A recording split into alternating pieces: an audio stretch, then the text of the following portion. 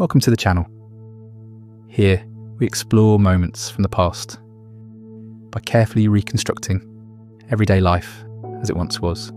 Using historic engravings, early photographs and modern AI tools, we rebuild these scenes to show how places may have looked, felt and functioned at the time.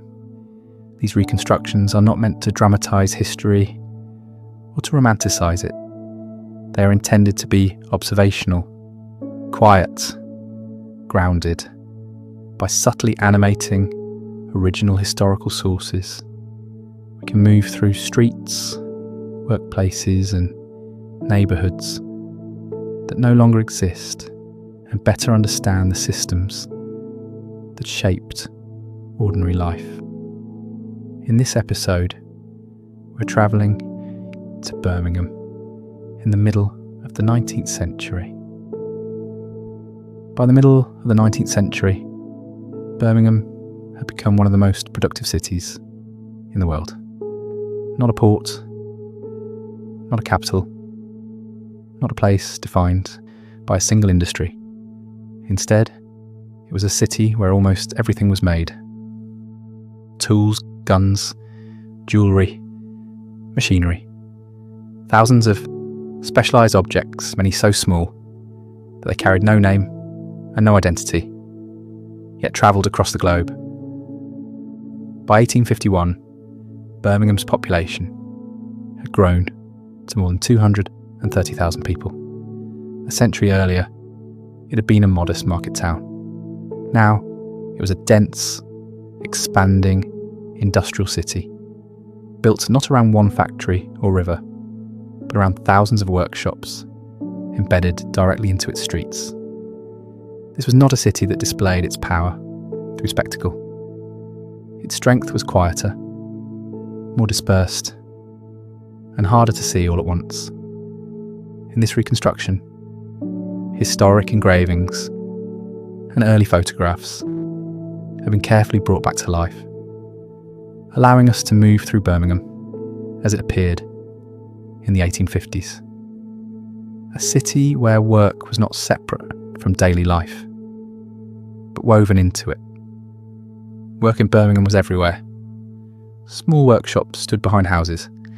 Forges occupied backyards and courtyards. Cellars became workrooms. Upper floors became assembly spaces. To walk through the city was to pass labour at every turn. The sound was constant but fragmented. Hammers striking metal, presses stamping parts, steam engines driving belts and small machines. No single noise dominated. Instead, thousands blended into a steady industrial hum. Unlike the great mill towns to the north, Birmingham had no single factory bell that regulated the entire city. Work began early and ended when orders were complete or daylight faded. Time was measured by output, not by hours. This system gave Birmingham speed and flexibility. Orders could be filled quickly. New designs could be tested without reorganising vast factories. Innovation happened through proximity. Ideas moved from one workshop to another, copied, adjusted, improved. But this flexibility came at a cost. Many workers were paid by the piece, not by the hour. Income rose and fell with demand. A slow week meant hunger. An injury meant immediate loss of work. The cost of this labour was carried in the body. Many trades required the same motion to be repeated thousands of times each day. Some workers stood for long hours. Others sat hunched over benches in hot, poorly ventilated rooms. Coal smoke, metal dust, and chemical fumes filled the air. Certain injuries became associated with specific trades: bent spines, damaged lungs, failing eyesight, hands permanently scarred by years of contact with tools and heat. These were not treated as accidents. They were understood as expected outcomes of long-term work. Children worked alongside adults. Some assisted with simple tasks. Others carried materials or cleaned machinery. Their labour was cheaper. Their injuries were less likely to be recorded. Medical reformers documented these conditions. Reports were written. Statistics were gathered. The evidence was clear. For decades, little changed. Birmingham's rapid growth reshaped how people lived. Terraced streets were built quickly to house incoming workers. Rooms were small. Multiple families often shared a single house. Courtyards held water pumps, privies, and waste pits.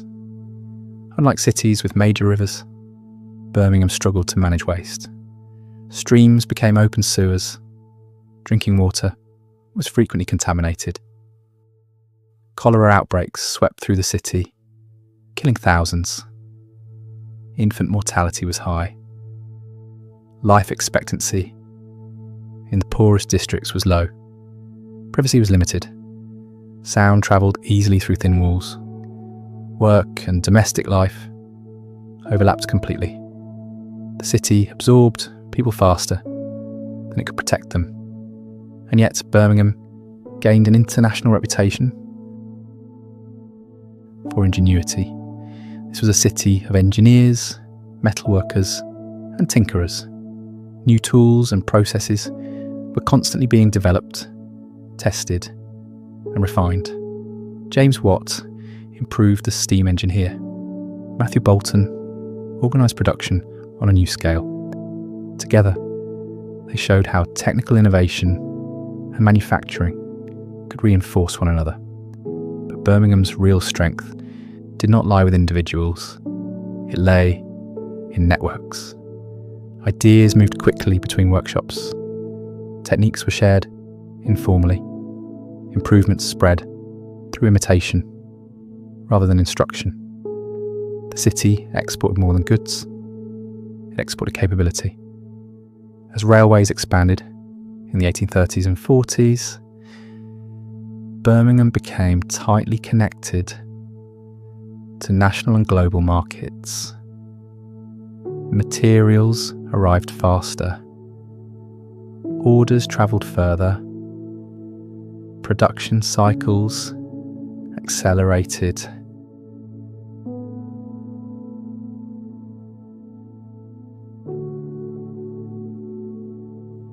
The city adapted without pause.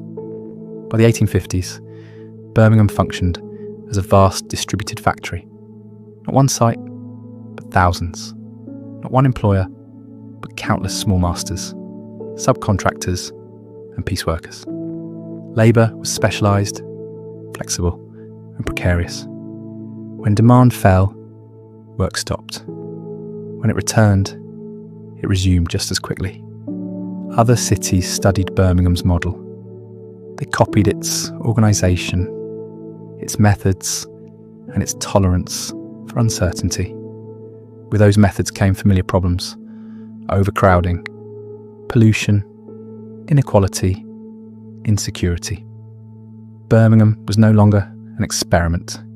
It was a template.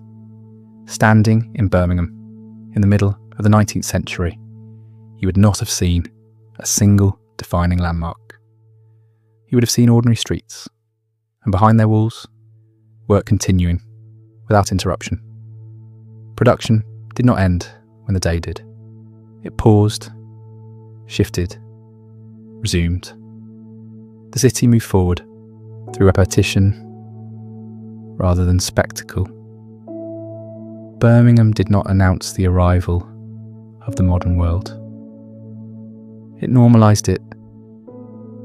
The work continued, the systems persisted, and the city carried on.